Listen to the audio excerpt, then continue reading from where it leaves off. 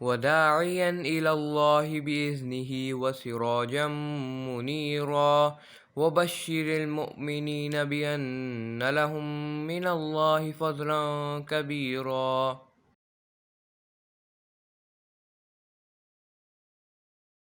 نحمده ونصلي على رسوله الكريم اما بعد فاعوذ بالله من الشيطان الرجيم بسم الله الرحمن الرحيم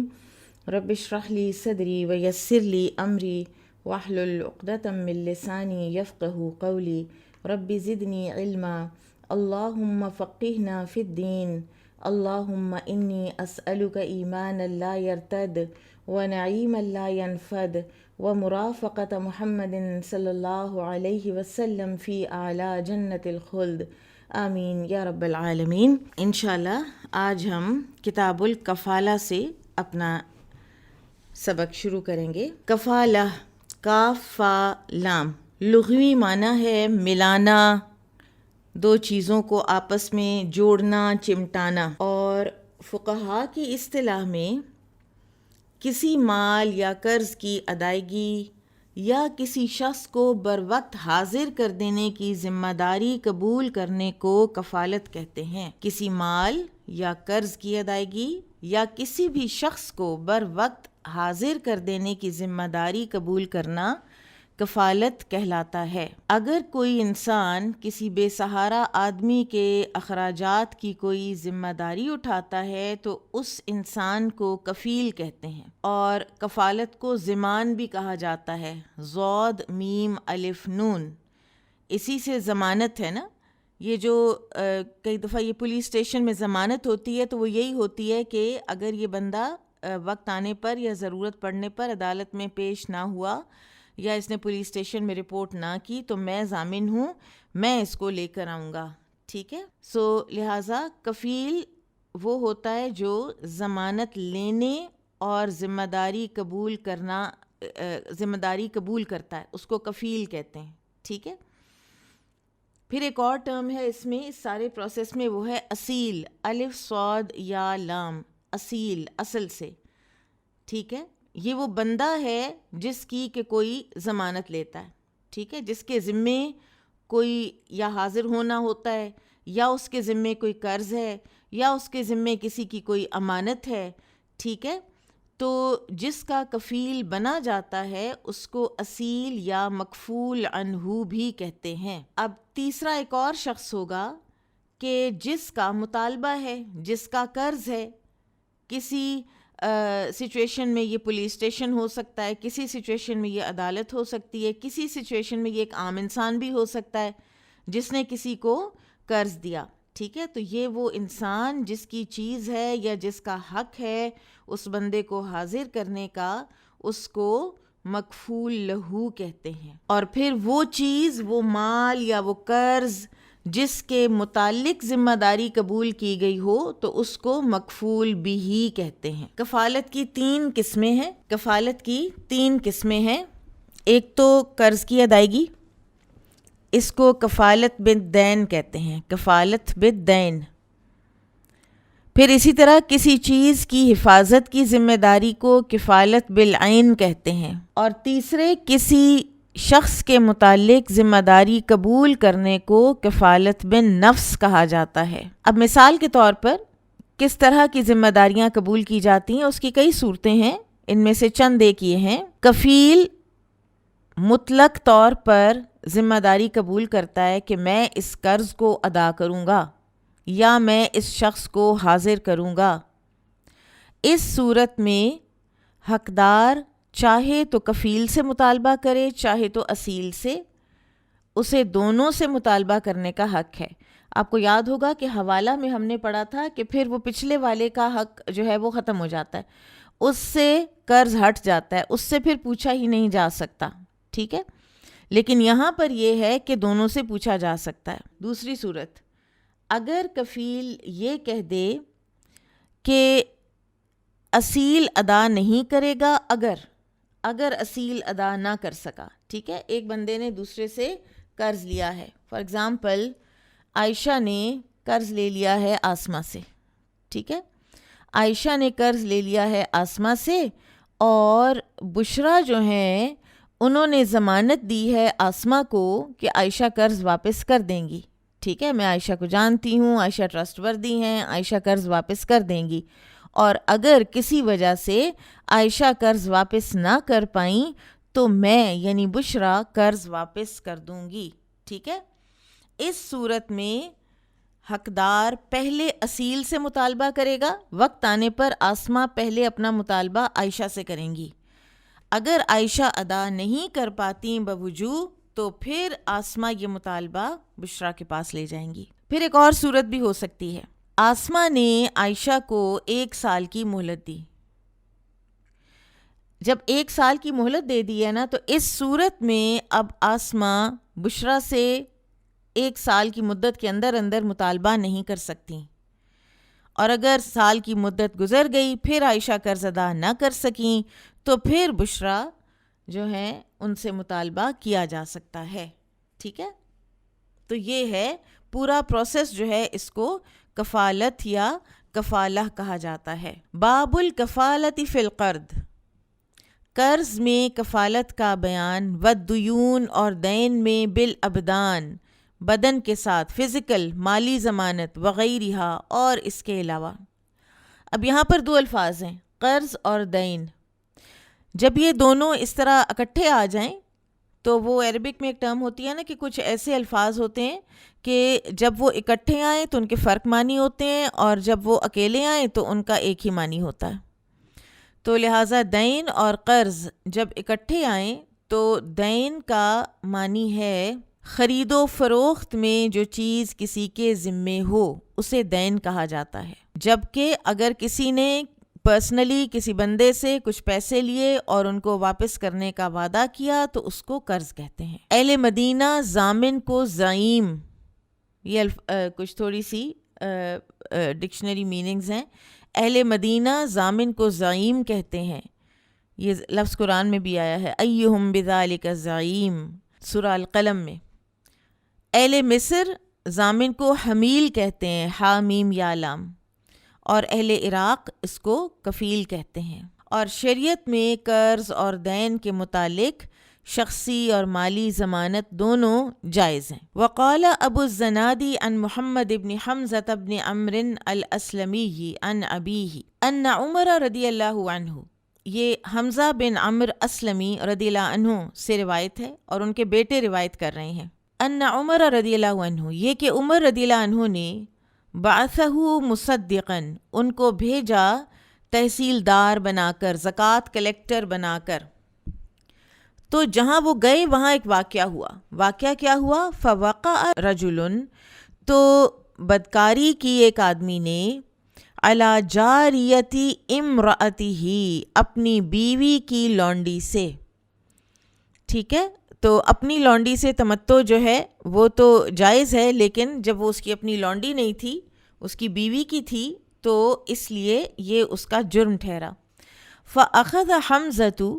تو حمزہ رضی اللہ عنہ نے لیا، من الرجلی، اس آدمی سے، کفلاء، ضمانت، حتی قدم علی عمر، یہاں تک کہ خود عمر رضی اللہ عنہ کے پاس تشریف لائے. وکان عمر، اور تھے عمر رضی اللہ عنہ، قد جلدہ، اس سے پہلے کوڑے لگا چکے اس آدمی کو جس کی حمزہ اب لے کر آئے تھے، کوئی کفیل لے کر آئے تھے، گارنٹی لے کر آئے تھے. 100 جلدتن، 100 کوڑے. فصدقہم، اور لوگوں نے جو الزام لگایا تھا اس آدمی پر اس نے خود ہی تصدیق کی اس کی. وعذرہم بالجہالتی، اور اس کا عذر جو تھا وہ جہالت تھا، کہ اس نے ان کو کہا، اپنی قوم کو، اپنے ارد گرد کے کمیونٹی کے لوگوں کو، کہ مجھے پتہ نہیں تھا کہ یہ میں نہیں کر سکتا. میں سمجھا کہ جس طرح میری اپنی لونڈی سے تمتع جائز ہے اسی طرح بیوی کی لونڈی سے بھی جائز ہے. یہ جو واقعہ ہے اس کو امام الطحاوی نے ذکر کیا ہے، اور یہاں پر تو امام بخاری اس کو اس لیے لائے ہیں کہ حمزہ رضی اللہ عنہ نے اس مرد سے ضمانت لی. ٹھیک ہے، یعنی تم حاضر ہوگے جب بھی تمہیں کہا جائے گا یا جب بھی تمہیں بلایا جائے گا. باقی جو واقعہ ہے اس میں یہ پتہ چلتا ہے کہ سیدنا عمر رضی اللہ عنہ کو پہلے سے اس واقعے کا پتہ تھا، اور اس کو حد جو ہے وہ جاری ہو چکی تھی۔ اب سوال یہ اٹھتا ہے کہ تو شادی شدہ تھا تو اس کو رجم کیوں نہ کروایا؟ تو عمر رضی اللہ عنہ نے اس کو مارجن دیا تھا اس کی جہالت کا، کہ اس کو پتہ نہیں تھا کہ یہ کام یہ نہیں کر سکتا، تو لہٰذا اس کو انہوں نے غیر شادی شدہ والے 100 کوڑے کی جو حد ہے وہ لگائی تھی اور رجم نہیں کروایا اس کو۔ تو فقہا کہتے ہیں کہ سیدنا عمر رضی اللہ عنہ کا یہی موقف تھا کہ اگر کوئی جہالت میں میرڈ آدمی زنا کر بیٹھے اور اس کو سزا پراپر پتہ نہ ہو تو اس کو پھر رجم نہیں کیا جائے گا، اس کو کوڑے لگائے جائیں گے۔ وقال جریر والاشعث لعبد اللہ بن مسعود فی المرتدین، اور جریر اور اشعث جو ہیں وہ عبداللہ بن مسعود سے انہوں نے مرتدین کے بارے میں کچھ کہا کہ استتبہم، ان سے توبہ کروائیں، وکفلہم، اور ان سے ضمانت لیں، یعنی ان سے ضمانت لیں کہ یہ دوبارہ مرتد نہیں ہوں گے۔ فتابو، تو انہوں نے توبہ کی، وکفلہم، اور ان کی ضمانت دی، عشائرہم، ان کی فیملی، ان کے قبائل، ان کے خاندانوں نے، ٹھیک ہے، کہ ہم ضمانت دیتے ہیں کہ یہ دوبارہ مرتد نہیں ہوں گے۔ وقال حماد، اور حماد نے کہا، اذا تکفل بنفس، اگر ایک انسان نے کسی دوسرے انسان کی ضمانت اٹھائی ہو، یعنی اس کو حاضر کرنے کی ضمانت اٹھائی ہو، فماتا، اور پھر وہ مر جائے، ٹھیک ہے، یعنی جس کو حاضر کرنے کی ذمہ داری ضامن نے اٹھائی ہے وہ بندہ اگر فوت ہو گیا، فلا شیء علیہ، تو پھر ضامن پر کوئی تاوان کچھ بھی نہیں ہوگا۔ وقال الحکم، اور حکم البتہ کہتے ہیں، یضمنو، کہ وہ پھر بھی ذمہ دار ہوگا کسی نہ کسی چیز کا۔ تو لہٰذا ان دونوں واقعات سے یہ پتہ چلتا ہے کہ شخصی ضمانت لی جا سکتی ہے۔ وہ جو زنا کرنے والا آدمی تھا اس کے متعلق بھی شخصی ضمانت حمزہ رضی اللہ عنہ نے لی تاکہ وہ بھاگ نہ جائے، ٹھیک ہے، اور عمر رضی اللہ عنہ اور دیگر صحابہ کرام کو جب پتہ چلا کہ انہوں نے ضمانت لی ہے تو انہوں نے کوئی اعتراض نہیں کیا۔ اور عبداللہ بن مسعود رضی اللہ عنہ والا واقعہ بھی یہاں پر مختصر طور پر بیان ہوا ہے، اور بہقی میں اس کی تفصیل ہے کہ عبداللہ بن مسعود رضی اللہ عنہ سے ایک شخص نے بیان کیا کہ ابن نواحہ، ایک شخص تھا، یہ مرتد ہو گیا تھا، اذان دیتے وقت کہتا ہے، اشہد ان مسیلمۃ رسول اللہ، اللہ اکبر۔ تو عبداللہ بن مسعود رضی اللہ عنہ نے ابن نواحہ اور اس کے ساتھیوں کو بلایا، ابن نواحہ کو تو قتل کر دیا اور دیگر ساتھیوں کے متعلق مشورہ کیا۔ تو سیدنا عدی بن حاتم رضی اللہ عنہ کی رائے تھی کہ انہیں بھی قتل کر دیا جائے، لیکن جریر اور اشعث ان دونوں نے کہا کہ ان سے توبہ کرائیں اور ضمانت لیں کہ آئندہ یہ جرم نہیں کریں گے، اور یہ تقریباً 170 آدمی تھے، اور پھر ان کی ضمانت لی گئی تھی، اور ان کے خاندان، کنبے، قبیلے والے جو لوگ ہیں انہوں نے ضمانت دی تھی، اور امام بخاری نے ان واقعات سے شخصی ضمانت کو ثابت کیا ہے، اور اسی پر مالی ضمانت کو بھی قیاس کیا جا سکتا ہے۔ شخصی ضمانت کہ یہ شخص حاضر ہو جائے گا، یہ شخص فلاں کام نہیں کرے گا، میں ضمانت دیتا ہوں، ٹھیک ہے، اور اسی طرح سے مالی ضمانت کہ یہ پیسے اتنے جو ہیں یہ اس کے ذمے ہے اور یہ دے گا، ضرور دے گا، نہیں دے گا تو میں دوں گا۔ قال ابو عبداللہ امام بخاری کہتے ہیں، وقال اللیث قال حدثني جعفر بن ربيعة عن عبد الرحمن بن هرمز عن أبي هريرة رضي الله عنه عن رسول الله صلى الله عليه وسلم أنه ذكر، کہ رسول اللہ صلی اللہ علیہ وسلم نے ذکر کیا۔ یہ بڑی ہی خوبصورت اور دل کو چھو جانے والی یہ حدیث ہے بنی اسرائیل کے دو لوگوں کے بارے میں، اور رسول اللہ صلی اللہ علیہ وسلم جس طرح وہ 3 غار والوں کی آپ نے ساری بات سنائی، تو یہ واقعات جو آپ صلی اللہ علیہ وسلم پچھلی اقوام کے سناتے ہیں اور ان میں سے کسی چیز پر بھی کوئی پابندی نہیں لگاتے یا کسی چیز کو غلط قرار نہیں دیتے، تو پھر وہ ہمارے لیے بھی حجت ہوتی ہیں ہماری شریعت میں بھی۔ انہو ذکر رجلاً، کہ آپ نے ذکر کیا ایک آدمی کا، من بنی اسرائیل میں سے، سأل بعد بنی اسرائیل، اس نے بنی اسرائیل ہی کے ایک اور آدمی سے سوال کیا، ان یسلفہ، کہ وہ قرض دے دے اس کو، 1000 دینار، 1000 دینار، بہت، اب یہ بڑی رقم تھی۔ فقالا، تو اس آدمی نے کہا، ائتنی بالشہداء، کوئی گواہ لے آؤ کہ اتنی بڑی رقم میں دینے لگا ہوں، اشہدہم کہ میں ان کو گواہ بنا لوں، ان کے سامنے تمہیں میں یہ رقم دوں۔ فقالا تو اس آدمی نے کہا، مانگنے والے نے، کفا باللہ شہیدا، کافی ہے اللہ گواہ۔ قالا تو اس آدمی نے دوبارہ کہا، فأتنی بالکفیل، تو پھر کوئی ضامن لے آؤ، کوئی کفیل تو لاؤ۔ قالا کفا باللہ کفیلا، تو اس آدمی مانگنے والے نے کہا، کافی ہے اللہ کفیل۔ قالا تو دینے والا جو تھا اس نے کہا، صدقتا، تو نے سچ کہا، اللہ ہی سب سے کافی گواہ ہے اور اللہ ہی سب سے کافی کفیل ہے۔ فدفعها الیہ الی اجل مسمی، تو اس نے اس کو قرض دے دیا ایک متعین مدت کے لیے، 1000 دینار۔ فخرج فی البحر، تو وہ جس نے قرض لیا تھا وہ سمندر میں نکلا۔ فقضی حاجتہ، اور اپنی کوئی حاجت، کوئی کام پوری کی اس نے سمندر پار۔ ثم التمس مرکبا، پھر وہ تلاش کرنے لگا کوئی جہاز، مرکب سوار ہونے کی چیز یعنی بحری جہاز، یرکبوہا جس میں وہ سوار ہو، یقدم علیہ، اور پھر وہ پہنچے اس تک، للاجلی اس مدت تک، الذی اجلہ جو اس نے وعدہ کیا تھا، یعنی وعدے کی مدت کے اندر اندر واپس پہنچ کر اپنے جو قرض خواہ ہے اس کو اس کے پیسے لوٹائے۔ فلم یجد مرکباً، تو اس کو جہاز نہ ملا۔ پھر اس نے کیا کیا، فاخذ خشبۃ، تو اس نے لی ایک لکڑی، فنقرہا، پھر اس نے اس میں سوراخ کیا، فادخل فیہا 1000 دینار، اور اس نے اس میں 1000 دینار ڈال دیے، وصحیفۃ، اور ایک خط، منہ اپنی طرف سے، الی صاحبہ اپنے قرض خواہ کی طرف، ثم زجج، پھر بند کر دیا، سیل کر دیا، موضعہا اوپر سے اس کی جو ہول کا سوراخ کا جو منہ تھا، ثم اتی بہا الی البحر، پھر اس کو اٹھا کر وہ سمندر پر آیا، فقال، تو کہنے لگا، اللہم، اے اللہ، انک تعلم، بے شک تو جانتا ہے، انی کنت،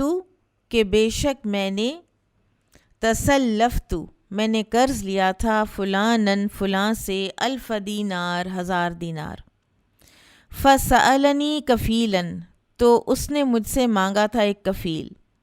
فقلت، تو میں نے کہا تھا، کفا باللہ کفیلا، کافی ہے اللہ کفیل، فرضی بک، تو وہ تیرے کفیل ہونے پہ راضی ہو گیا تھا، وسألنی شہیدا، اور اس نے مجھ سے گواہ مانگا تھا، فقلت، تو میں نے کہا تھا، کفا باللہ شہیدا، کافی ہے اللہ گواہ، فرضی بذالک، تو وہ اس سے بھی راضی ہو گیا تھا، وانی جہدت، اور میں نے کوشش بھی کی، ان اجد مرکبا، کہ میں کوئی پاؤں جہاز، ابعث الیہ الذی لہ فلم اقدر، اور میں پہنچا دوں اس تک وہ چیز جو اس کی ہے لیکن میں اس پر قادر نہیں ہو سکا، یعنی مجھے جہاز نہیں ملا، وانی استودعکھا، تو بے شک میں سپرد کرتا ہوں تیرے اس مال کو، فرما بہا، رمی کہتے ہیں نا پھینکنا، فرما بہا،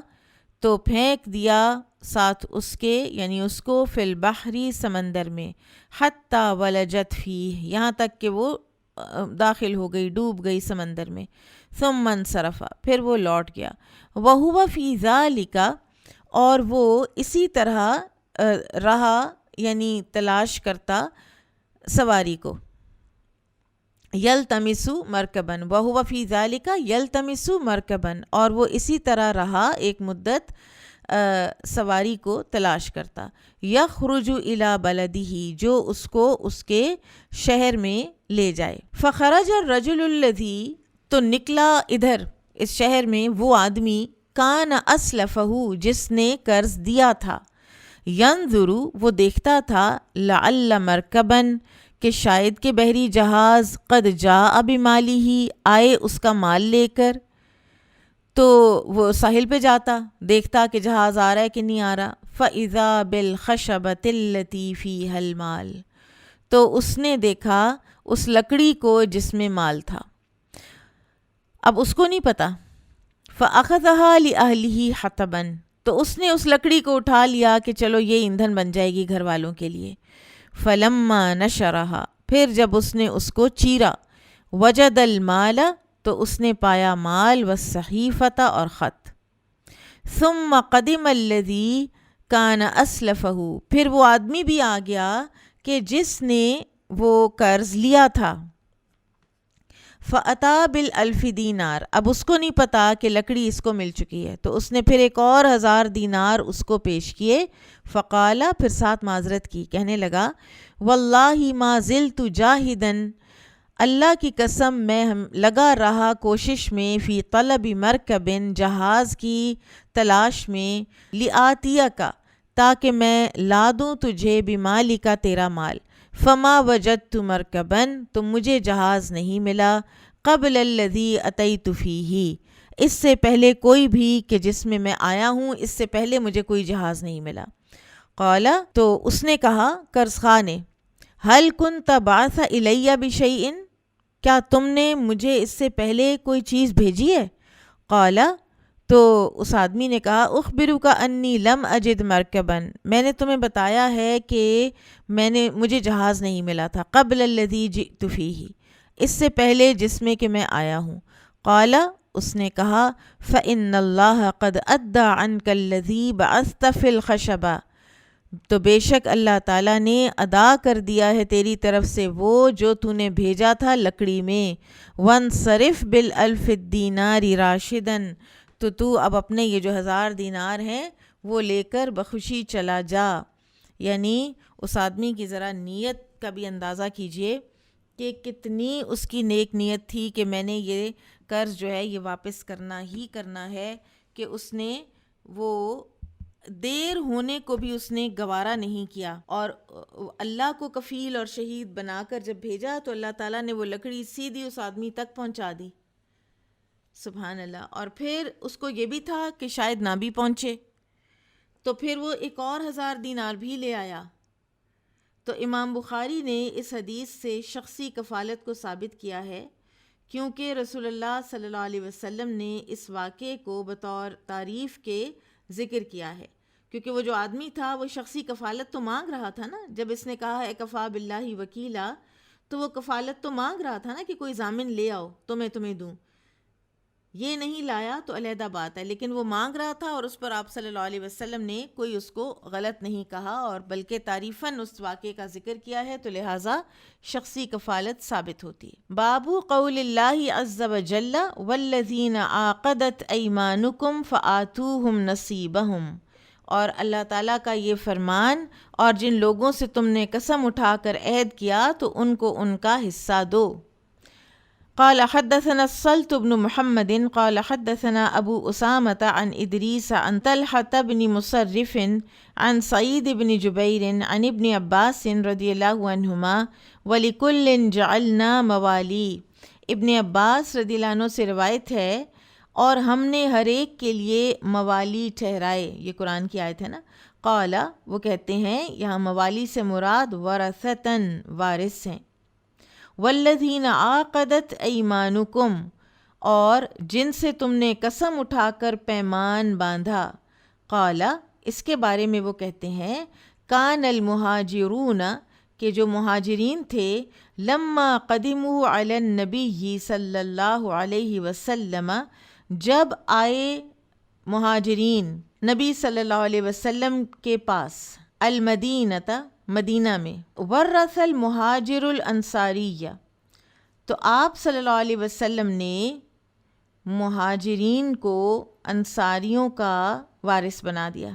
ہر مہاجر ایک انصاری کا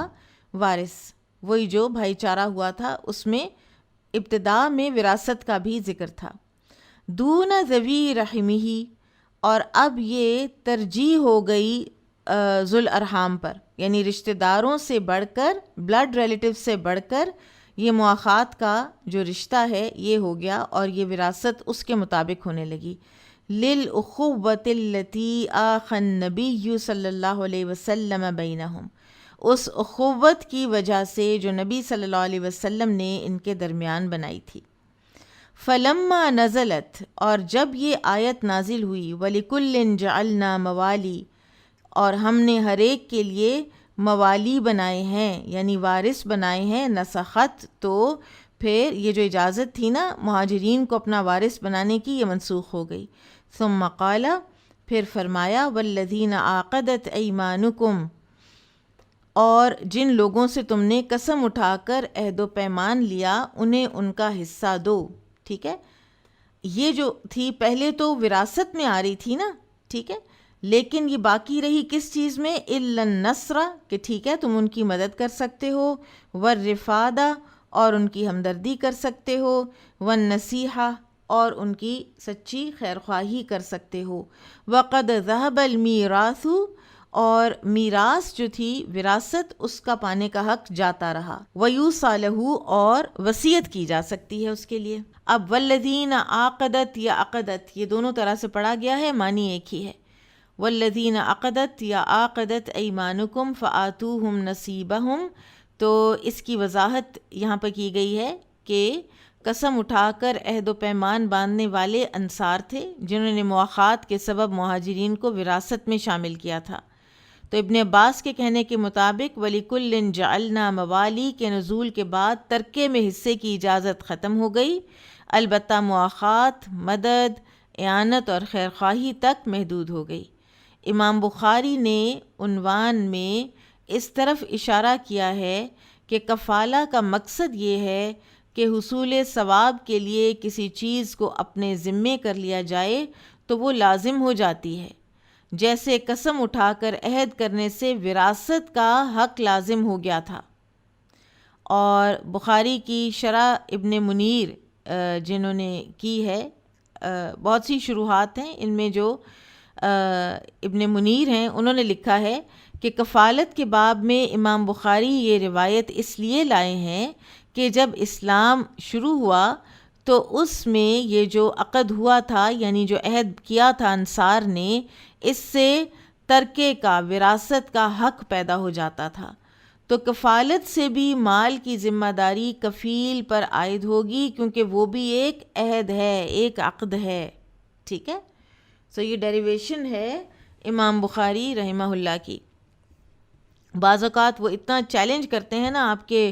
ایکیومین اور آپ کی انٹیلیجنس کو کہ مجھے بعض اوقات لگتا ہے کہ کئی دفعہ انسان کہتا ہے کہ اچھا ٹھیک ہے, پھر ظاہر ہے کہ ان کو بہتر سمجھ آئی ہے. تو ورنہ ہمارے جیسے جو لوگ ہیں جو قرآن میں اتنا تدبر اور غور و فکر کرنے کی اہلیت نہیں رکھتے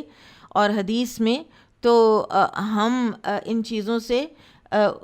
بہت یعنی پیچھے ہیں. اور یہ اللہ تعالیٰ کا بڑا احسان ہے کہ اللہ سبحانہ و تعالیٰ نے نبی صلی اللہ علیہ وسلم کے بعد, جیسے آپ نے فرمایا نا خیر القرون قرنی ثم الذین یلونہم ثم الذین یلونہم, کہ آگے کی جو نسلیں ہیں نا صحابہ, تابعین, تبع تابعین اور پھر ان کے بعد کی بھی ایک جو نسل ہے اتباع جنہوں نے کیا تبع تابعین کا, یہ لوگ تھے کہ جنہوں نے حدیث کو شرحیں لکھی ہیں, جنہوں نے حدیث کی تدوین کی ہے, جنہوں نے حدیث میں سے مسائل ڈرائیو کیے ہیں. اور اللہ تعالیٰ نے ایسی حیرت انگیز ہستیاں ان دنوں میں پیدا کر دیں, ان زمانوں میں, کہ تاکہ حدیث کی اچھی طرح سے خدمت ہو سکے. حیرت انگیز حافظے والے لوگ, حیرت انگیز ذہانت والے لوگ. قال حدثنا قتيبة قال حدثنا اسماعيل بن جعفر عن حميد عن انس رضی اللہ عنہ قال قدم علينا عبد الرحمن بن عوف, کہ عبد الرحمن بن عوف تشریف لائے ہمارے پاس. فآخى رسول اللہ صلی اللہ علیہ وسلم, تو مواخات کرائی رسول اللہ صلی اللہ علیہ وسلم نے بینہ ان کے درمیان, و بین سعد بن الربیع اور سعد بن ربیع کے درمیان. یعنی رسول اللہ صلی اللہ علیہ وسلم نے ایک مہاجر کو ایک انصاری کا بھائی قرار دینے کی اسکیم ہجرت کے فوراً بعد شروع کی تھی تاکہ انصار آنے والے مہاجرین کو نئے ماحول میں رہنے سہنے کی کچھ سہولتیں مہیا کریں اور انہیں اپنے پاؤں پر کھڑا ہونے میں مدد دیں. ٹھیک ہے, اور یہی کفالہ کا ایک پہلو ہے. قال حدثنا محمد بن الصباحی قال حدثني اسماعیل بن زکریہ قال حدثنا عاصم قال قلت لانس بن مالک, عاصم کہتے ہیں کہ میں نے انس بن مالک سے پوچھا ابلغک, کیا آپ کو پہنچی ہے, ان النبی صلی اللہ علیہ وسلم قال, کہ نبی صلی اللہ علیہ وسلم نے فرمایا یعنی کیا آپ کو یہ بات پہنچی ہے کہ نبی صلی اللہ علیہ وسلم نے فرمایا لا حلف فی الاسلام، اسلام میں عقد حلف کی کوئی حیثیت نہیں، یعنی کوئی اگر ایک حلف اٹھا لے کہ میری اس کے ساتھ یہ عہد ہے، وعدہ ہے، معاہدہ ہے، مواخات ہے، فقالا، تو انس بن مالک رضی اللہ عنہ نے کہا، اور آپ دیکھیے کہ صحابہ کا استدلال یہی ہوتا تھا کہ وہ کوئی سیرہ کی ایونٹ بیان کر دیتے تھے یا وہ کوئی نبی صلی اللہ علیہ وسلم کا قول بیان کر دیتے تھے، اور بس یہی ان کی دلیل ہوتی تھی، وہ لمبے لاجیکل ڈسکشنز میں پڑتے ہی نہیں تھے۔ قد حالف رسول اللہ صلی اللہ علیہ وسلم بین قریش والانصار فی داری،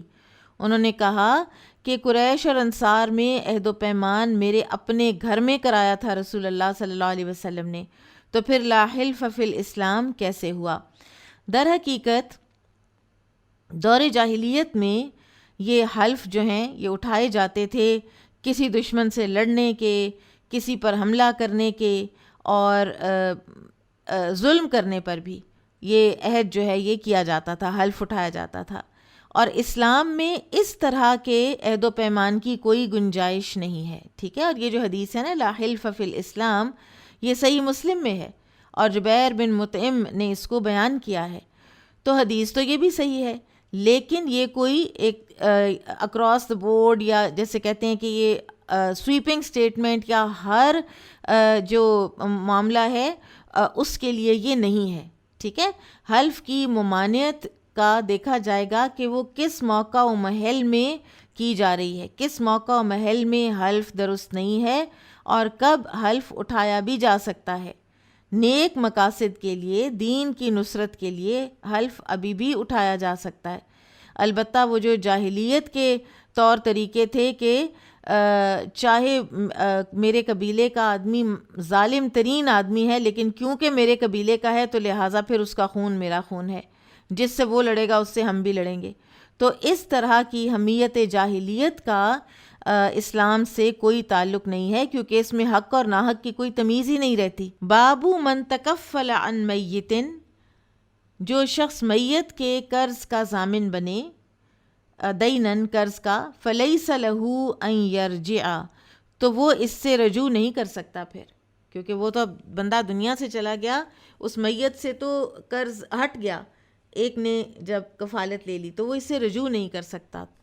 وبہ قال الحسن، اور حسن بصری رحمہ اللہ نے بھی اسی طرح فرمایا ہے، ٹھیک ہے۔ اور جمہور یعنی میجورٹی آف علماء کا یہی موقف ہے کہ میت کے قرض کی ضمانت اگر کسی نے دی تو پھر وہ اس سے پھر نہیں سکتا کہ اس وقت میں نے ایموشنل ہو کے کہہ دیا تھا تو میرے پاس تو اتنے پیسے نہیں ہیں، تو یہ اب کوئی نہیں کر سکتا، اب لازم ہے کہ وہ قرض ادا کرے۔ قال حدثنا ابو عاصم عن یزید بن ابی عبید عن سلمة بن الاکوع رضی اللہ عنہ ان النبی صلی اللہ علیہ وسلم اتی بجنازۃ، نبی صلی اللہ علیہ وسلم کے پاس ایک جنازہ لایا گیا، لیصلی علیہا، کہ آپ اس پر صلاۃ الجنازہ پڑھیں، فقالا، تو آپ نے فرمایا هل علیہ من دین، کیا اس کے اوپر کوئی دین ہے؟ فقالوا لا، تو لوگوں نے کہا نہیں، فصلی علیہ، تو آپ صلی اللہ علیہ وسلم نے اس کی نماز جنازہ پڑھا دی۔ ثم اتی بجنازۃ اخری، پھر ایک اور جنازہ لایا گیا، فقالا، تو آپ نے فرمایا هل علیہ من دین، کیا اس پر کوئی دین ہے؟ قالوا نعم، انہوں نے کہا جی ہاں۔ قالا، آپ نے فرمایا فصلوا علی صاحبکم، پھر تم اپنے ساتھی کی خود ہی نماز جنازہ پڑھ لو۔ قال ابو قتادہ، تو ابو قتادہ نے کہا علی دینہ یا رسول اللہ، میں اس کا دین اتاروں گا اے اللہ کے رسول، فصلی علیہ، تب آپ نے اس کی نماز جنازہ پڑھی۔ اب اس حدیث سے کیا معلوم ہوا کہ ضامن اپنی ضمانت سے رجوع نہیں کر سکتا جب کہ وہ میت کے قرض کی ضمانت اٹھا چکا ہو۔ اور کیسے یہ پتہ چلا اس حدیث سے؟ کیونکہ رسول اللہ صلی اللہ علیہ وسلم نے ابو قتادہ رضی اللہ عنہ کی ضمانت کی وجہ ہی سے تو میت کی نماز جنازہ پڑھا دی۔ اگر اس میں رجوع جائز ہوتا تو پھر تو یہ احتمال تھا کہ بعد میں ابو قتادہ اگر یہ کہیں کہ میں نہیں دے سکتا تو پھر تو وہ نبی صلی اللہ علیہ وسلم کی جو وہ نماز جنازہ پڑھنا تھا اس کا پھر کیا محل ہو جاتا، ٹھیک ہے۔ تو نبی صلی اللہ علیہ وسلم نے ابو قتادہ کو یہ نہیں کہا کہ تم پہلے قرض ادا کرو تو پھر میں نماز جنازہ پڑھوں گا۔ نبی صلی اللہ علیہ وسلم نے ان کی ضمانت قبول کر کے نماز جنازہ پڑھ دی، جس کا یہ مطلب نکلتا ہے کہ لازم ہے ابو قتادہ پر کہ وہ اس قرض کو ادا کریں، ٹھیک ہے۔ اور جب کوئی شخص میت کے قرض کی ذمہ داری لے لیتا ہے تو میت بری الذمہ ہو جاتی ہے، اور اسی لیے رسول اللہ صلی اللہ علیہ وسلم نے نماز جنازہ پڑھی۔ قال حدثنا علی بن عبد اللہ قال حدثنا سفیان قال حدثنا عمرو سمع محمد بن علی عن جابر بن عبد اللہ رضی اللہ عنہم قال قال النبی صلی اللہ علیہ وسلم لو قد جاء مال البحرین۔ جابر بن عبداللہ رضی اللہ عنہ سے روایت ہے کہ نبی صلی اللہ علیہ وسلم نے فرمایا لو قد جاء مال البحرین، کہ اگر بحرین سے خراج آیا، قد اعطیتک ہاکذا و ہاکذا، تو میں تجھے اتنا اتنا دوں گا۔ آپ نے دونوں لپ بھر کر اس طرح بتایا۔ فلم یجئ مال البحرین،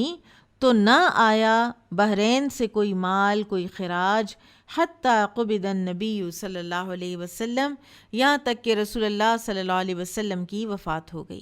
فلما جاء مال البحرین، پھر جب بحرین سے خراج آیا، امر ابو بکر، تو حکم دیا ابو بکر رضی اللہ عنہ نے، فنادا، تو منادی کرائی گئی، منادی ہوئی، یعنی ابو بکر رضی اللہ عنہ نے منادی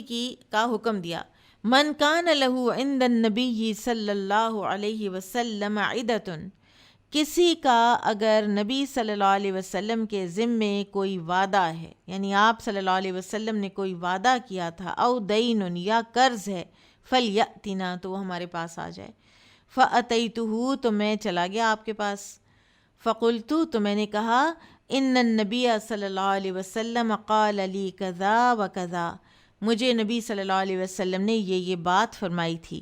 فحثا لی حثیتاً، تو انہوں نے مجھے لپ بھر روپے دیے، فعددتها، تو میں نے ان کو گنا، فاذا ہی 500، تو وہ 500 تھے، وقال، اور پھر ابو بکر رضی اللہ عنہ نے فرمایا، خذ مثلیہا، اس سے 2 گنا مزید لے لو۔ تو رسول اللہ صلی اللہ علیہ وسلم کیونکہ اپنے وعدوں کو وفا کرنا پسند فرماتے تھے، تو سیدنا ابو بکر رضی اللہ تعالیٰ عنہ نے اس وعدے کو پورا کیا اور نافذ کیا اس بات کو، کہ اعلان کر کے کہ جو کوئی آتا ہے نبی صلی اللہ علیہ وسلم کے ذمے کا وعدہ جو ہے وہ پورا کر دوں۔ باب جوار ابی بکر فی عہد رسول اللہ صلی اللہ علیہ وسلم و عقدہ، یہ طویل حدیث ہے، اور ایک جو مشرک نے پناہ دی تھی ابو بکر رضی اللہ تعالیٰ عنہ کو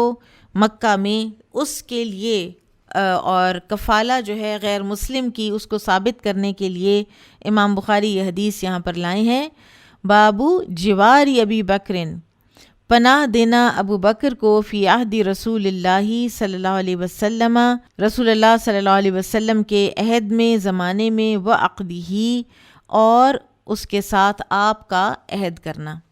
قال حدثنا يحيى بن بكير قال حدثنا الليث عن عقيل قال ابن شهاب فأخبرني عروة بن الزبير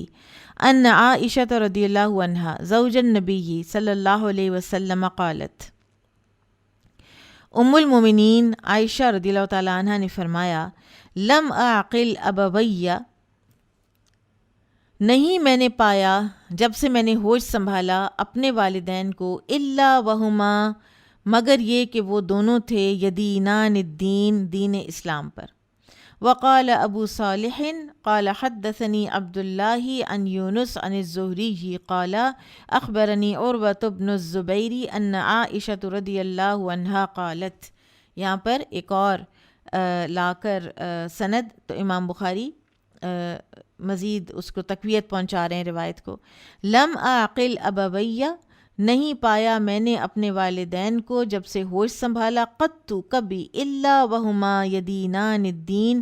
مگر یہ کہ وہ دونوں دین اسلام پر تھے۔ ولم یمر علینا یومن، اور نہیں گزرتا تھا ہم پر کوئی دن الا یاتینا فیہ رسول اللہ صلی اللہ علیہ وسلم، مگر یہ کہ اس میں ہمارے پاس آتے تھے اللہ کے رسول صلی اللہ علیہ وسلم طرفی النہاری بکرۃ و عشیہ، دن کے دونوں کناروں میں سے ایک وقت یا دونوں وقت ہمارے ہاں تشریف لاتے تھے، صبح و شام۔ فَلَمَّا ابْتُلِيَ الْمُسْلِمُونَ، جب مسلمانوں کو بہت آزمایا جانے لگا، خرج ابو بکر مہاجرن، آپ سوچیں کہ کتنا ناطقہ بند ہوا ہوگا کہ ابو بکر رضی اللہ عنہ بھی ہجرت کے لیے نکل پڑے۔ ابو بکر نکلے مہاجرن، ہجرت کی نیت سے، قبل الحبشتی، حبشہ کی طرف، انہوں نے سوچا کہ میں بھی ہجرت حبشہ کر جاؤں۔ حتی اذا بلغ برک الغماد، یہاں تک کہ آپ جب برک الغماد تک پہنچے، برک غماد یمن کے قریب جگہ ہے، لقیہ ابن الدغنہ، تو آپ کو ملا ابن دغنہ، وہو سید القارہ، اور وہ قارہ قبیلے کا سردار تھا۔ فقالا، تو اس نے کہا، این ترید یا ابا بکر، ابو بکر تم کہاں جا رہے ہو؟ فقال ابو بکر، تو ابو بکر رضی اللہ عنہ نے کہا، اخرجنی قومی، میری قوم نے مجھے نکال دیا ہے، فانا ارید، تو میں چاہتا ہوں، ان اسیح فی الارض، کہ میں زمین میں سیاحت کروں، نکلوں گھوم پھر کر، واعبد ربی، اور اپنے رب کی عبادت کرتا رہوں۔ قال ابن الدغنہ، ابن الدغنہ نے کہا، ان مثلک لا یخرج ولا یخرج، تمہارے جیسا شخص نہ تو نکلتا ہے نہ ہی نکالا جاتا ہے، یعنی ایک کمیونٹی میں تم جیسے لوگ جو ہیں ان کا ہونا تو بڑا مست ہے۔ فَإِنَّكَ، تو پھر اس نے جو ڈسکرپشن دی ہے ابو بکر رضی اللہ عنہ کی، وہ بعین ہی وہی ڈسکرپشن ہے جو سیدہ خدیجہ نے رسول اللہ صلی اللہ علیہ وسلم کی دی تھی جب ان کو تسلی دی تھی۔ تو آپ دیکھیں کہ کس طرح دو مختلف لوگوں نے مختلف مواقع پر ابو بکر رضی اللہ تعالیٰ عنہ کو لٹرلی بائی ڈیفینیشن آف اخلاق بھی نبی صلی اللہ علیہ وسلم کے جیسا قرار دیا۔ فَإِنَّكَ تَكْسِبُ الْمَعْدُومَ، کہ آپ غریبوں کی اعانت کرتے ہیں۔ تکسب، آپ کما کر لاتے ہیں، المعدوم، معدوم عدم سے ہے، ٹھیک ہے، عدم ہوتا ہے وہ چیز جو نہ ہو، اور معدوم وہ انسان جس کے پاس کچھ نہ ہو، تو آپ اس کے لیے کما کر لاتے ہیں۔ وَتَصِلُ الرَّحِمَ، اور آپ رحم کے رشتوں کو جوڑ کے رکھتے ہیں، صلہ رحمی کرتے ہیں۔ وَتَحْمِلُ الْكَلَّ، اور لوگوں کا بوجھ اٹھاتے ہیں، یہ حصی بھی ہو سکتا ہے معنوی بھی ہو سکتا ہے۔ وَتَقْرِي الضَّيْفَ، اور آپ مہمان کو کھانا کھلاتے ہیں، اس کی ضیافت کرتے ہیں۔ وَتُعِينُ عَلَى نَوَائِبِ الْحَقِّ، اور حق پر ثابت رہنے کی وجہ سے کسی پر آنے والے مسائل اور مشکلات میں ان کی مدد کرتے ہیں۔ وَأَنَا لَكَ جَارٌ، تو میں تمہیں پناہ دوں گا۔ فرجع، جاؤ، فَاعْبُدْ رَبَّكَ بِبِلَادِكَ، اپنے ملک میں اپنے شہر میں جا کر تو اپنے رب کی عبادت کرو۔ فَارْتَحَلَ ابن الدغنہ، اور ابن دغنہ بھی وہاں سے روانہ ہوا۔ فرجع مع ابی بکرن، اور ابو بکر رضی اللہ عنہ کے ساتھ واپس مکہ آیا۔ فطاف فی اشراف کفار قریشن، اور اس کے بعد ابن الدغنہ گھوم پھر کر کفار قریش کو ملا۔ فقال لہم، تو ان سے کہا، ان ابا بکر لا یخرج مثلہ ولا یخرج،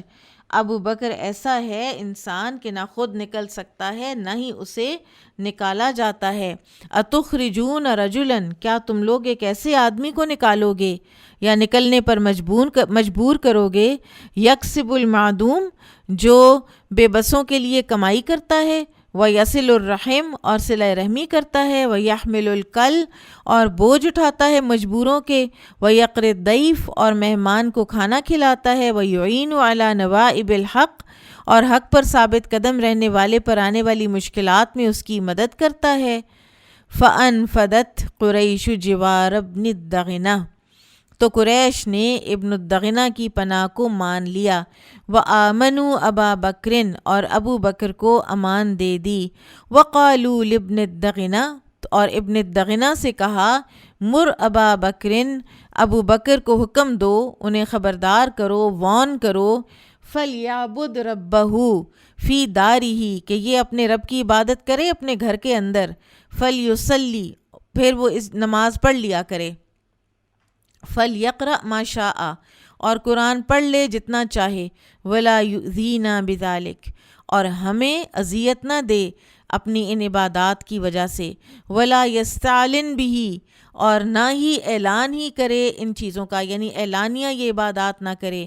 فَإِنَّا قَدْ خَشِينَا کیونکہ ہمیں ڈر ہے، ہمیں اندیشہ ہے، أَن يَفْتِنَ أَبْنَاءَنَا وَنِسَاءَنَا کہ ہمارے بیٹے بچے اور عورتیں فتنے میں مبتلا ہو جائیں گی۔ قال ذلك ابن الدغنة لأبی بکر تو ابو بکر کو یہ بات ابن الدغنہ نے آ کر کہہ دی، فتفق ابو بکر تو رہے ابو بکر رضی اللہ عنہ یعبد ربہ فی دارہ اپنے رب کی عبادت کرتے اپنے گھر کے اندر، ولا یستعلن بالصلاۃ اور آپ اعلانیہ نماز نہیں پڑھتے تھے، ولا القراءۃ اور نہ ہی قرات کرتے تھے، فی غیر دارہ اپنے گھر کے علاوہ کہیں باہر۔ اچھا اب ہوتا کیا تھا، ابو بکر رضی اللہ عنہ بہت رقیق القلب تھے، اور جب وہ پڑھتے نماز یا قرآن پڑھتے تو آپ روتے تھے، اور آپ اتنا روتے تھے کہ قریش کی جو عورتیں اور بچے ہیں وہ آ کے دیکھتے تھے، تو قریش کو یہ تھا کہ کہیں کسی کے دل پہ اثر نہ ہو جائے۔ ثم بدا لابی بکر پھر ابو بکر کے دل میں یہ بات آ گئی، یعنی کچھ عرصہ تو وہ رہے ابن الدغنہ والی بات پر، ٹھیک ہے۔ فبتنا مسجدن تو انہوں نے بنا لی ایک مسجد بفناء دارہ اپنے گھر کے صحن میں، وبرزا اور اس میں نکلتے، فکان یصلی فیہ وہیں پہ نماز پڑھتے، ویقرأ القرآن اور وہیں قرآن پڑھتے، فیتقصف علیہ نساء المشرکین وابناؤہم تو ہجوم کر کے آ جاتے ابو بکر رضی اللہ عنہ کو دیکھنے مشرکین کی عورتیں اور ان کے بچے، یعجبون تعجب کرتے ہوئے، امیزمنٹ کے لیے، اسٹانشمنٹ میں، وینظرون الیہ اور ان کو دیکھتے، غور سے دیکھتے۔ وکان ابو بکر رجلا بکاء اور ابو بکر رضی اللہ عنہ تھے ایک ایسے انسان بہت رونے والے،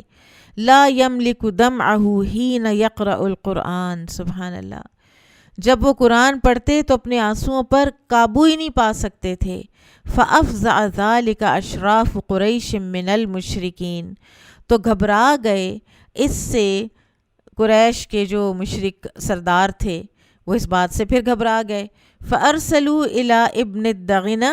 تو انہوں نے ابن الدغنہ کو پیغام بھیجا، فَقَدِمَ عَلَيْهِمْ تو وہ آیا ان کے پاس، فَقَالُوا لَهُ تو انہوں نے اس سے کہا، إِنَّا كُنَّا أَجَرْنَا أَبَا بَكْرٍ ہم نے تو ابو بکر کو پناہ دے دی تھی، امان دے دی تھی، عَلَىٰ أَن يَعْبُدَ رَبَّهُ فِي دَارِهِ کہ وہ اپنے رب کی عبادت کرے گا اپنے گھر کے اندر رہ کر، وَإِنَّهُ جَاوَزَ ذَلِكَ اب وہ اس بات سے تجاوز کر گیا ہے، وہ اس نے اس شرط کو توڑ دیا ہے۔ فَبْتَنَا مَسْجِدًا بِفِنَاءِ دَارِهِ اور اس نے ایک مسجد بنا لی ہے اپنے گھر کے صحن میں، وَأَعْلَنَ الصَّلَاةَ وَالْقِرَاءَ اور وہ نماز اور قرات اعلانیہ کرنے لگ گیا ہے، وَقَدْ خَشِينَا أَن يَفْتِنَ أَبْنَاءَنَا وَنِسَاءَنَا اور ہمیں اندیشہ ہے کہ وہ فتنے میں ڈالے گا ہمارے بچوں اور ہماری عورتوں کو، فَأْتِهِ اس کے پاس جاؤ، فَإِنْ أَحَبَّ أَن يَقْتَصِرَ عَلَىٰ أَن يَعْبُدَ رَبَّهُ فِي دَارِهِ فَعَلَ پھر اگر وہ یہ پسند کرتا ہے کہ وہ محدود رکھے اس بات کو کہ اپنی عبادت اپنے رب کی عبادت اپنے گھر میں ہی کرے تو ٹھیک ہے کرتا رہے، وَإِنْ أَبَى اور اگر وہ انکار کرتا ہے، إِلَّا أَن يُعْلِنَ ذَلِكَ مگر یہ کہ وہ اس کو اعلانیہ ہی کرے گا، فَسَلْهُ أَن يَرُدَّ إِلَيْكَ ذِمَّتَكَ تو پھر اس کو کہو کہ تمہارا ذمہ، تمہاری کفالت، تمہاری پناہ واپس کر دے، فَإِنَّا كَرِهْنَا کیونکہ ہم ناپسند کرتے ہیں اس بات کو، ان نغفرک کہ ہم تیری پناہ کو توڑیں، ہم تیرے سے کیا ہوا وعدہ جو ہے اس کو توڑیں، ولسنا مقرین لابی بکر الاستعلان اور ہم نے ابو بکر کو بالکل کسی صورت بھی اب اعلانیہ جو ہے عبادت وہ نہیں کرنے دینی۔ قالت عائشہ رضی اللہ عنہ کہتی ہیں، فأتا ابن الدغنۃ ابا بکر تو ابن الدغنہ آیا ابو بکر رضی اللہ عنہ کے پاس، فقالا تو اس نے کہا،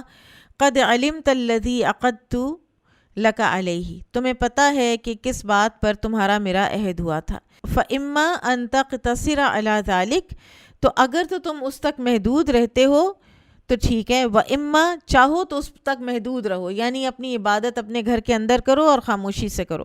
وَإِمَّا أَن تَرُدَّ إِلَيَّ ذِمَّتِي اور یا پھر میرا ذمہ مجھے لوٹا دو، فَإِنِّي لَا أُحِبُّ کیونکہ میں اس بات کو بالکل پسند نہیں کرتا، ان تسمع العرب کہ عربوں میں یہ بات پھیلے، عرب یہ بات سنیں، انی یہ کہ میں اخفرت فی رجل عقدت لہو، ٹھیک ہے، کہ میں یہ نہیں چاہتا کہ عربوں میں یہ بات پھیلے کہ میں نے ایک آدمی کو کا ذمہ لیا تھا جس کو توڑ دیا گیا، یعنی یہ تو میری اس میں انسلٹ ہے نا کہ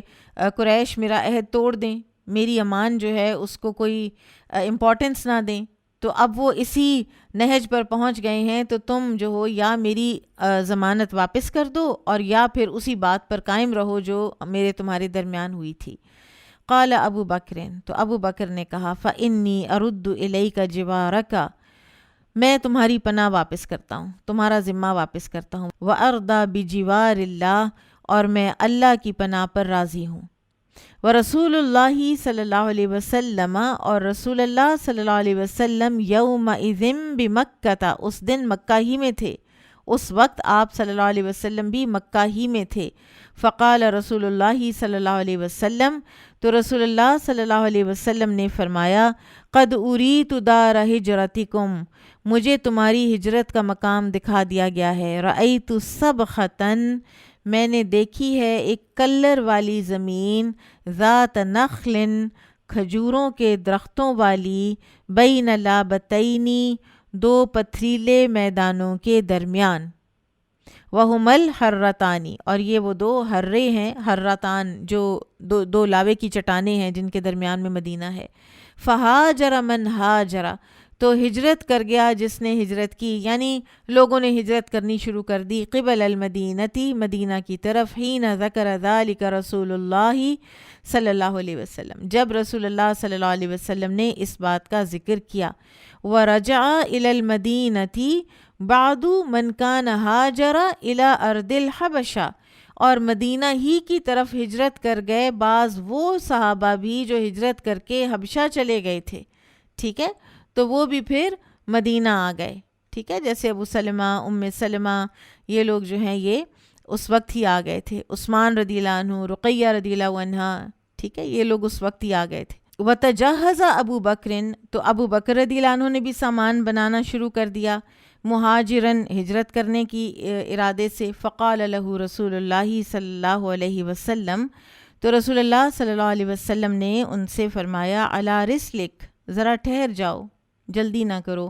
فإنی ارجو ان یؤذن لی کیونکہ مجھے امید ہے کہ مجھے بھی اجازت دی جائے گی اب ہجرت کی۔ قال ابو بکر ابو بکر رضی اللہ عنہ نے کہا هل ترجو ذلک بأبی انت کہ کیا آپ کو امید ہے کہ آپ بھی ہجرت کی اجازت ملے گی، میرے ماں باپ آپ پر قربان، کیا آپ بھی ہجرت کے امیدوار ہیں؟ قال نعم آپ نے فرمایا ہاں، فحبس ابو بکر نفسہ تو ابو بکر رضی اللہ عنہ نے روکے رکھا اپنے آپ کو، یعنی رک گئے ہجرت سے، علی رسول اللہ صلی اللہ علیہ وسلم رسول اللہ صلی اللہ علیہ وسلم ہی کے پاس، لیصحبہ تاکہ وہ آپ کی مصاحبت کریں، آپ کے ساتھ ہجرت کریں، وعلف راحلتین اور انہوں نے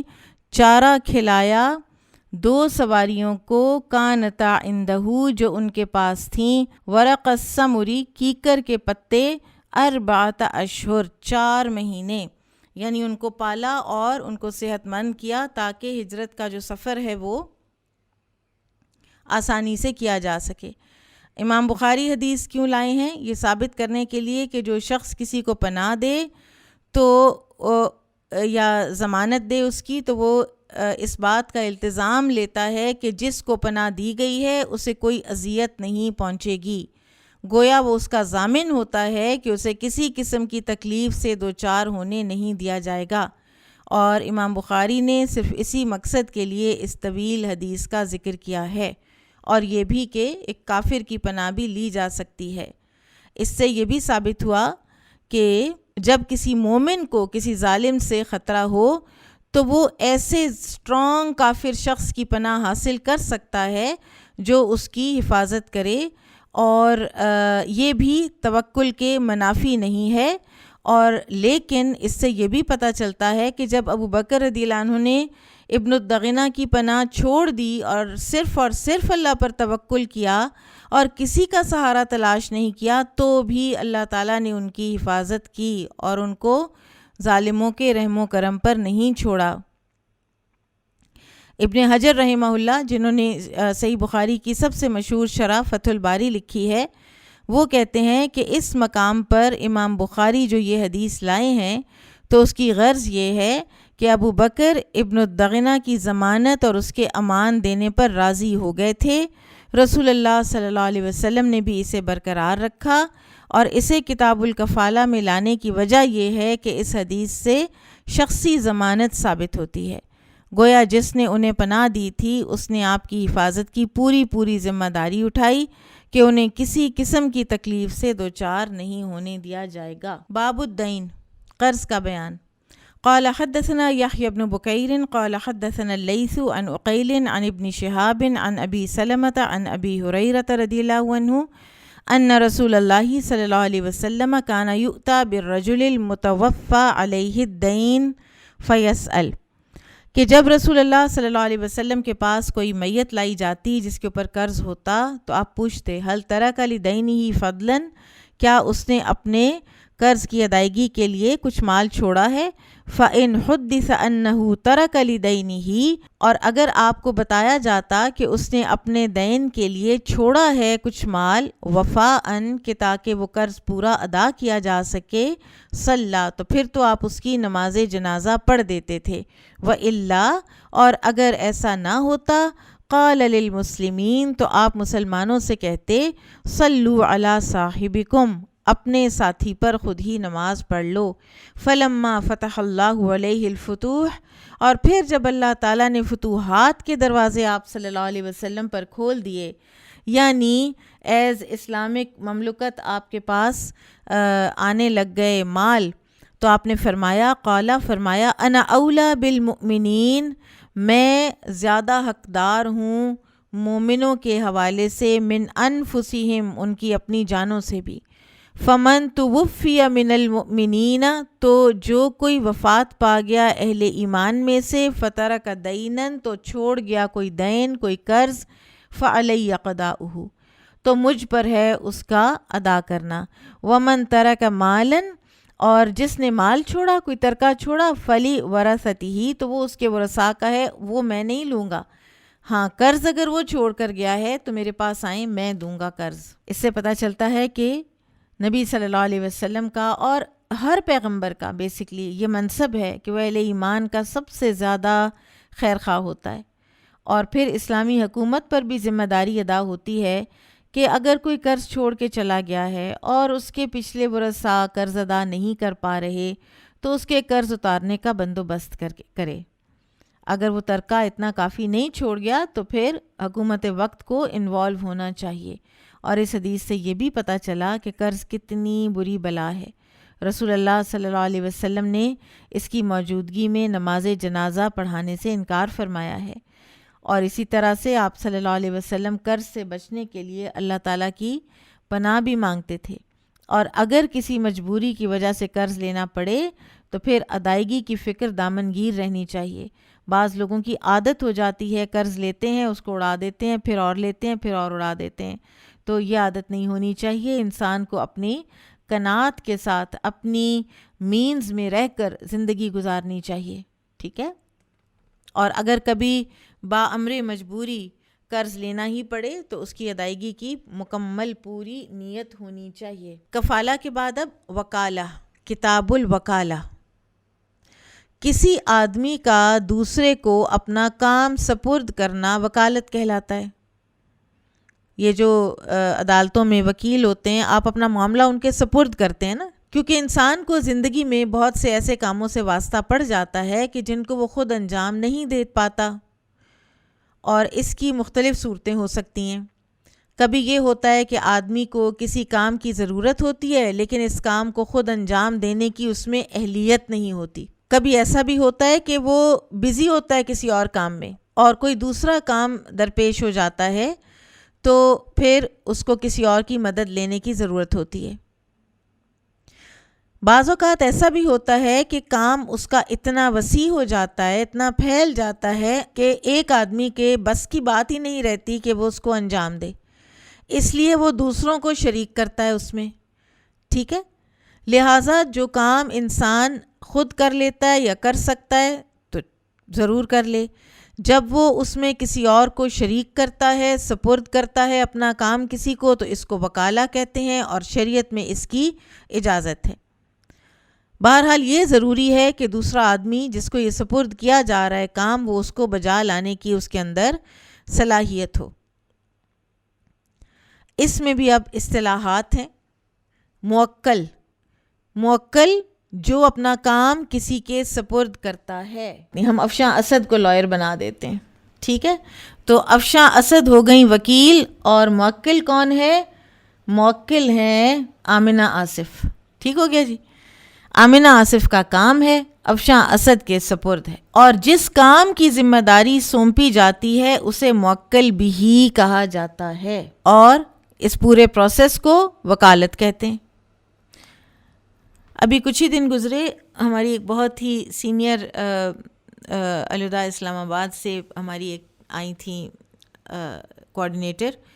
تو انہوں نے ہمیں بتایا کہ ایک دفعہ وہ کہیں کسی یہ بار ایسوسیشن والے کوئی لوگ تھے اور ان کو ملیں اور ان کو کچھ بلا لیا. کہتی ہیں سارے وکیل اپنے وکالے کوٹ اور اپنی ساری اس میں آ گئے, لڑکیاں بھی تھیں, لڑکے عورتیں مرد دونوں تھے, اور تھوڑا سا کہتی ہیں کہ میں نے ان کے ساتھ بات کی تو میں نے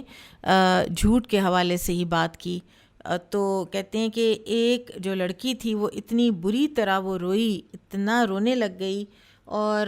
اس نے کہا کہ ہمیں تو سکھایا جاتا ہے باقاعدہ کہ تم لوگوں نے بات کو ٹویسٹ کیسے کرنا ہے, تم لوگوں نے بات میں جھوٹ کیسے ملانا ہے کہ وہ جھوٹ لگے بھی نہیں اور وہ جھوٹ ہو بھی. کیونکہ آپ دیکھیں کہ وکیل تو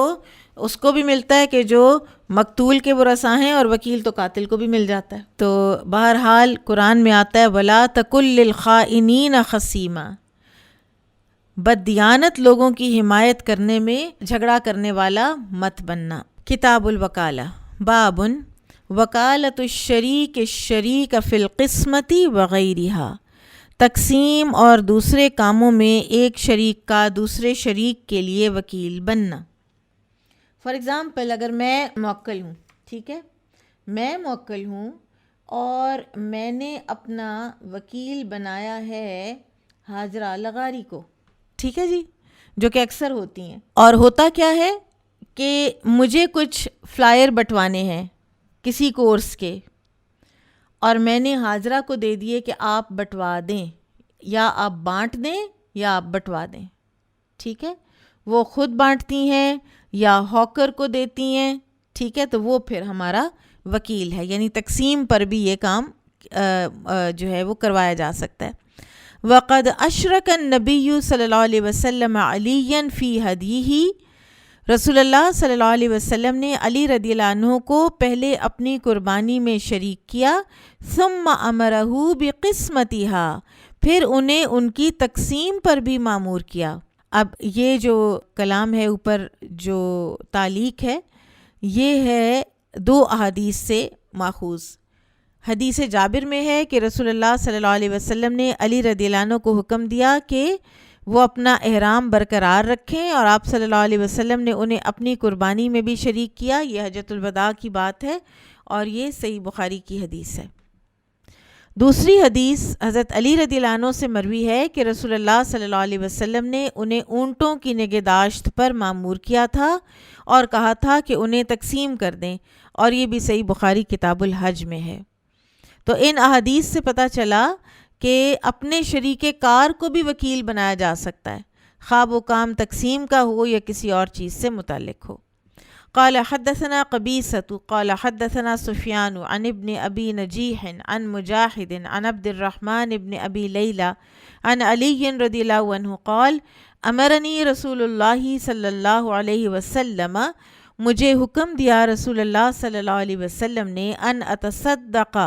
کہ میں صدقہ کر دوں بجلال البدنی وہ جو قربانی کے اونٹ ہیں ان کی جھولیں، التی نحرت وہ جو قربان کیے گئے، و بجلودہا اور ان کی جلدیں بھی، کھالیں بھی۔ اور اس حدیث سے یہی معلوم ہوا کہ شریک کو بھی وکیل بنانا جائز ہے۔ اور ایک اور روایت میں پتہ چلتا ہے کہ نبی صلی اللہ علیہ وسلم نے حجۃ الوداع کے موقع پر 100 اونٹ قربان کیے تھے، 63 اونٹ آپ صلی اللہ علیہ وسلم نے خود نحر کیے، اور باقی جو ہیں ان پر علی رضی اللہ عنہ کو وکیل مقرر کیا اور علی رضی اللہ عنہ نے ان کو نحر کیا تھا۔ قال حدثنا عمرو بن خالد قال حدثنا الليث عن يزيد عن ابي الخير عن عقبة بن عامر رضی اللہ عنہ ان النبی صلی اللہ علیہ وسلم، عقبہ بن عامر رضی اللہ عنہ کہتے ہیں کہ نبی صلی اللہ علیہ وسلم نے آتاہ غنمن ان کو دی کوئی بکریاں، یقسمها کہ وہ تقسیم کر دیں ان کو علی صحابتہ ان کے صحابہ پر، فبقی عتود تو بچ گیا ایک بکری کا بچہ، فذکرہ للنبی صلی اللہ علیہ وسلم تو انہوں نے اس کا ذکر کیا نبی صلی اللہ علیہ وسلم سے کہ ایک بچہ بکری کا بچ گیا ہے تو اس کا کیا کروں، فقالا تو آپ نے فرمایا دحی بھی انتا اس کی تم قربانی کر لو۔ یہ ایک ایسا کوئی موقع ہے کہ جب عقبہ بن عامر رضی اللہ عنہ کے حوالے آپ صلی اللہ علیہ وسلم نے بکریاں کیں، اور بعض قرائن سے یہ معلوم ہوتا ہے کہ جو لوگ قربانی خریدنے کی استطاعت نہیں رکھتے تھے ان میں یہ تقسیم کرنے کا حکم دیا گیا تھا،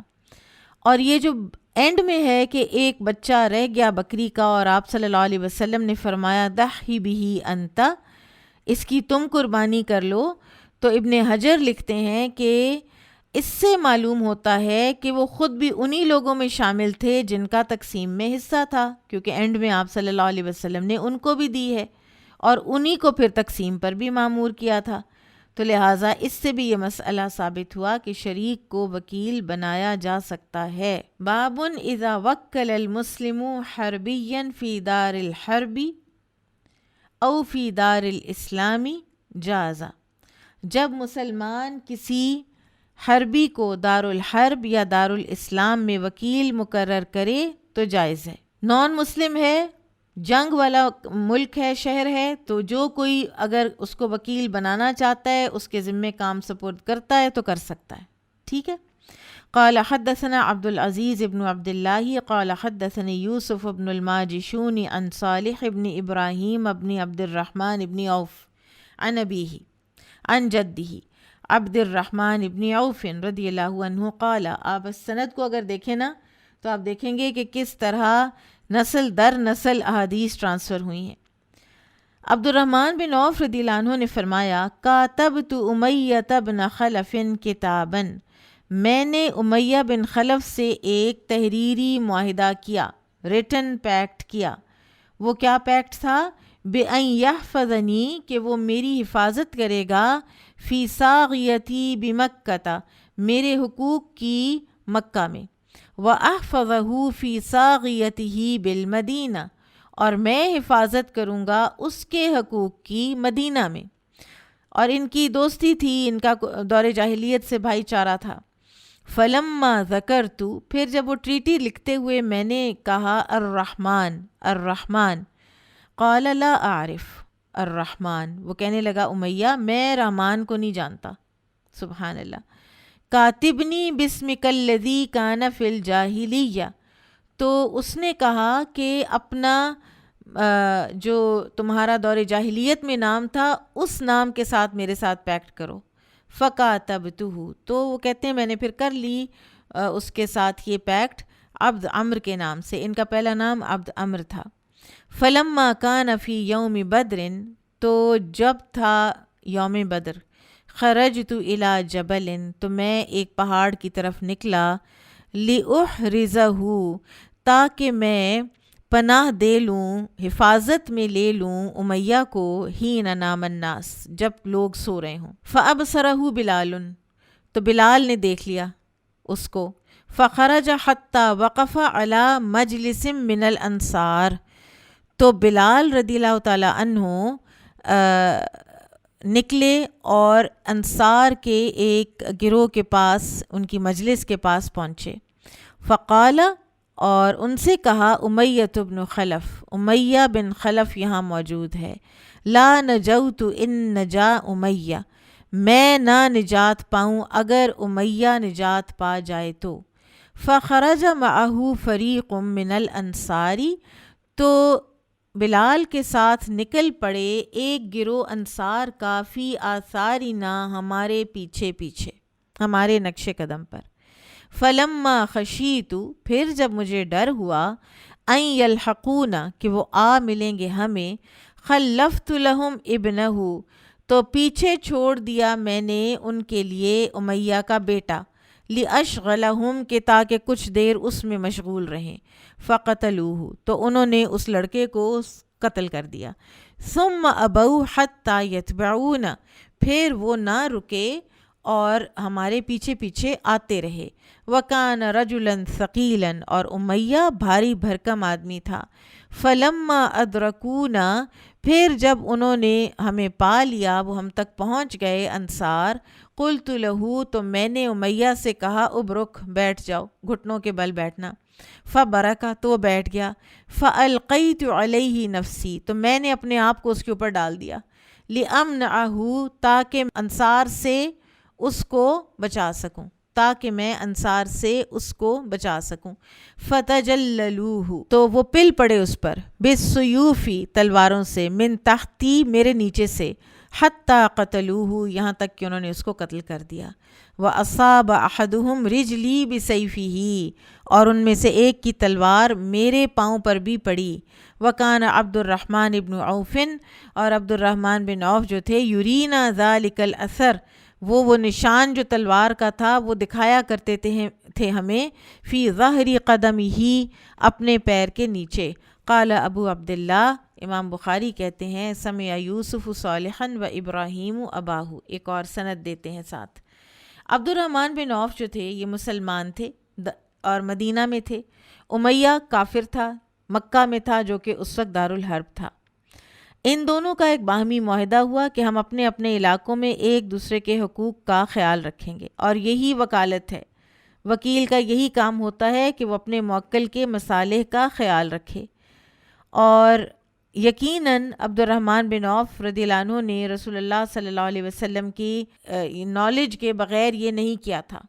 اور آپ صلی اللہ علیہ وسلم کی موجودگی میں صحابی ایک کام کریں، آپ اس پر انکار نہ کریں، تو پھر وہ بات صحیح ثابت ہو جاتی ہے. ابن حجر امام ابن منذر کے حوالے سے لکھتے ہیں کہ مسلمان کا کسی حربی کو وکیل بنانا، اور اسی طرح کسی حربی کا کسی مسلمان کو وکیل بنانا جائز ہے، اور اس میں کسی کا کوئی اختلاف نہیں. اب یہاں پر ایک سوال اٹھتا ہے کہ بدر کے دن ابن عوف نے، عبد الرحمن بن عوف رضی اللہ عنہ نے ایک مشرک کو بچانے کی اتنی سرتوڑ کوشش کیوں کی؟ تو اس کا جواب اس طرح سے شارحین نے دیا ہے کہ نمبر 1، اسے بھگانے میں ایک مقصد یہ تھا کہ اس وقت وہ موت سے بچ جائے، اور فرار کی صورت میں اس کے ایمان لانے کی امید تھی کہ شاید وہ آئندہ مسلمان ہو جائے. اور دوسرے یہ بھی لکھا گیا ہے کہ اسے بھگانے سے کفار کی شان و شوکت توڑنا بھی مقصود تھی، کہ جب کفار کو یہ ہوگا کہ امیہ بھاگ گیا ہے تو وہ بھی میدان جنگ میں اپنا موریل ڈاؤن ہو جائے گا ان کا. اللہ عالم. لیکن یہاں سے وکالت جو ہے وہ امام بخاری نے ثابت کی ہے. باب الوکالتی فی الصرف والمیزان، کرنسی کے تبادلے اور ماپ تول میں کسی کو وکیل بنانا. وقد وکل عمر وابن عمر فی الصرف، عمر اور ابن عمر رضی اللہ عنہما دونوں نے سونے چاندی کے تبادلے میں وکیل مقرر کیے ہیں. قال حدثنا عبد الله بن يوسف قال أخبرنا مالك عن عبد المجيد بن سهيل بن عبد الرحمن بن عوف عن سعيد بن المسيب عن أبي سعيد الخدري وأبي هريرة رضي الله عنهما أن رسول الله صلى الله عليه وسلم، رسول اللہ صلی اللہ علیہ وسلم نے استعمل رجلاً، ایک آدمی کو عامل بنا کر بھیجا، کلیکٹر بنا کر بھیجا، علی خیبر، خیبر میں، فجاءہم بتمر جنیب، تو وہ لے کر آیا عمدہ کھجوریں. فقال، تو آپ نے فرمایا، اکل تمر خیبر ہکذا، کیا ساری خیبر کی کھجوریں ایسی عمدہ ہوتی ہیں؟ فقالا، تو اس نے کہا انا لنأخذ الصاع بالصاعین، ہم 2 صاع ردی کے بدلے 1 صاع اچھی والی لے لیتے ہیں، والصاعین بالثلاثہ، اور ہم 2 صاع لے لیتے ہیں 3 صاع دے کر۔ فقال لا تفعل، تو آپ نے فرمایا ایسا نہ کیا کرو، بالجمع بالدراہم، سب کو خریدو اور بیچو درہموں سے، یعنی پہلے تم اپنی ردی کھجوریں درہموں کے بدلے بیچو، ان درہموں سے، ثم ابتع بالدراہم جنیبا، پھر ان درہموں سے عمدہ کھجور خرید لو۔ یہ بات ساری پیچھے، اور اس کے جو وجوہات ہیں وہ پیچھے کتاب البیوع میں گزر چکے ہیں۔ وقال فی المیزان مثل ذلک، اور وزن میں بھی آپ صلی اللہ علیہ وسلم نے ایسا ہی فرمایا۔ اور اس حدیث کی عنوان سے مناسبت اس طرح ہے کہ جب وکیل کو 2 صاع کے عوض 1 صاع لینے سے منع کیا گیا تو معلوم ہوا کہ درہم کی بے درہم سے اور دینار کی بے دینار سے بھی اسی طرح ہے، اور اس میں توکیل کدھر ہے؟ وکیل کہاں بنایا گیا ہے؟ کیونکہ رسول اللہ صلی اللہ علیہ وسلم نے خیبر میں جو عامل بھیجا تھا وہ وکیل ہی تھا، وہ وکیل ہی مقرر ہوا تھا۔ باب اذا ابصر الراعی او الوکیل شاۃ، جب دیکھے کوئی چرواہا یا کوئی وکیل، یعنی جس کے سپرد کسی دوسرے کی بکریاں ہیں، شاطن بکری کو، تموتو کہ وہ مر رہی ہے،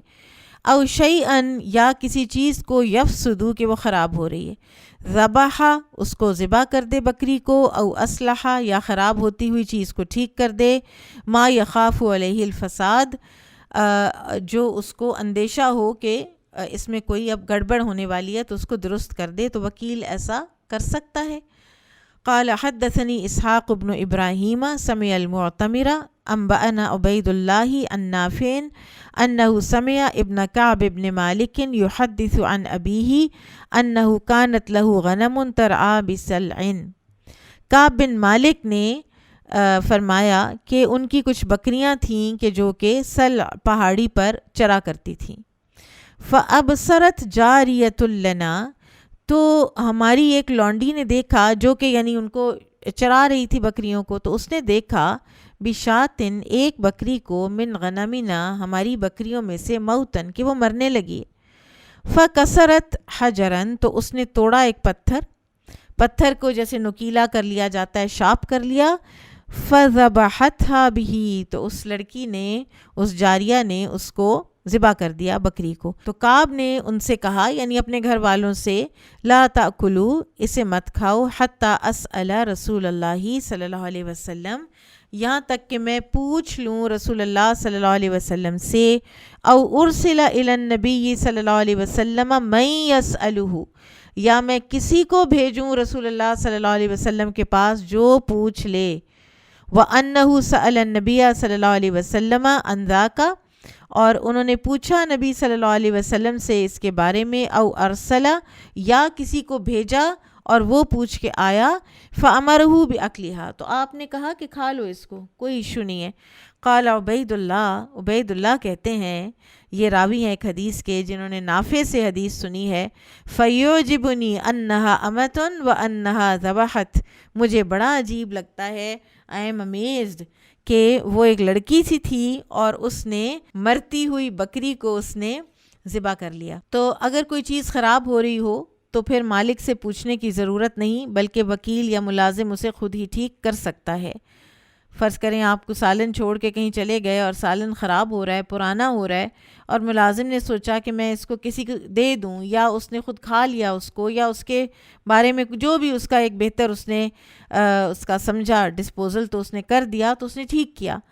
آپ کے گھر میں بارش ہو گئی اور پانی اندر آ رہا ہے، اس نے قالین فولڈ کر دیے، تو اس نے ٹھیک کیا، ٹھیک ہے، تو حالانکہ اس نے آپ سے اجازت نہیں لی، تو آپ کے وکیل کے طور پر یہ اقدام وہ اٹھا سکتا ہے۔ سبحانک اللہم و بحمدک، اشہد ان لا الہ الا انت، استغفرک و اتوب الیک۔